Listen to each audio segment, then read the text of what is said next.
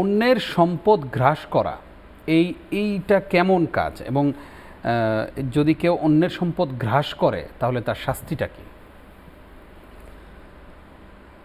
এই রোগে আক্রান্ত মুসলিম সমাজের ৯৯% লোক, বিশেষ করে যারা আজকে নিজেদেরকে ধার্মিক হিসাবে সমাজের সামনে শো করছে, তাদের ঘরে দেখবেন এগুলো খুব কঠিনভাবে প্রতিষ্ঠিত।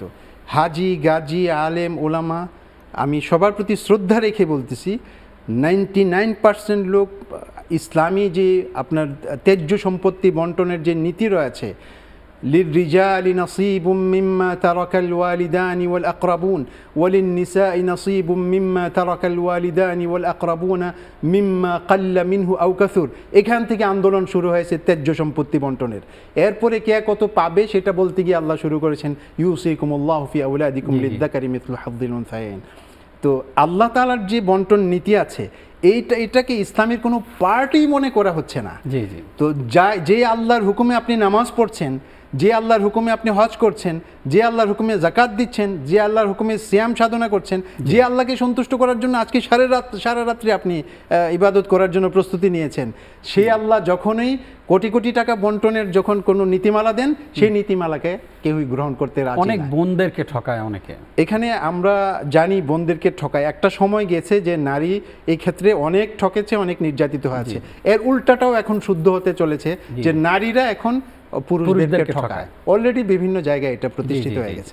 নারীরা নিজেদের নারীর অধিকারের আন্দোলন করতে করতে এখন পুরুষ ঠকাওটাকে নারীর অধিকার হিসাবে তারা প্রতিষ্ঠা, এবং পুরুষরা যে নির্যাতিত হচ্ছে, ঠকছে, এটার কোনো বিচার নাই। না, এটার কোনো বিচার নাই, কারণ নারী নির্যাতনের একটা অ্যাক্ট আছে, পুরুষ নির্যাতনের কোনো অ্যাক্ট নাই।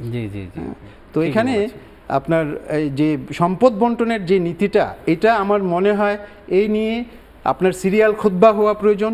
এই নিয়ে আপনার বাংলাদেশের সংবিধান যদি সংশোধিত হয়, তখন এই ইসলামিক পারিবারিক লয়ের মধ্যে আপনার এই আল্লাহ তাআলার যে বিধান মিরাজ বন্টনের, এই বিধানটাকে অন্তর্ভুক্ত করা উচিত।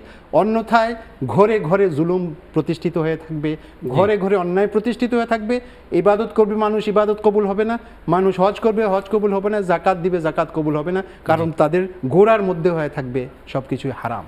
আল্লাহ তাআলা আমাদেরকে হেফাজত করুক। আল্লাহুম্মা আমিন।